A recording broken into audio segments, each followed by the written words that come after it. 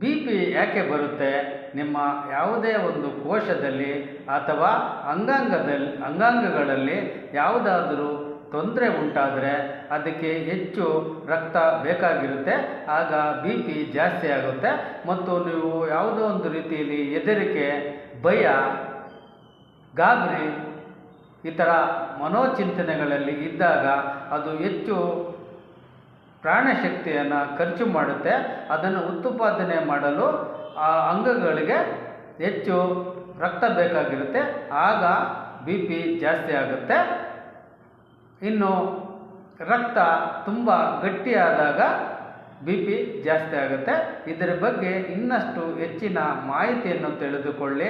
ಸುಮ್ಮನೆ ಔಷಧಿಗಳಿಂದ B P ಕಾಯಿಲೆಯನ್ನು ನಿಲ್ಲಿಸಿ ನಿಮ್ಮ ಅಂಗಾಂಗಗಳಿಗೆ ಬೇಕಾದ ರಕ್ತವನ್ನು ಕೊಡದೆ ಅವನ್ನು ರೋಗಗ್ರಸ್ತವಾಗಿ ಮಾಡಬೇಡಿ. ಭೇಟಿ ಮಾಡಿ the art of yoga foundation. ನಾನು ಮಂಜುನಾಥ್ ಗುರೂಜಿ.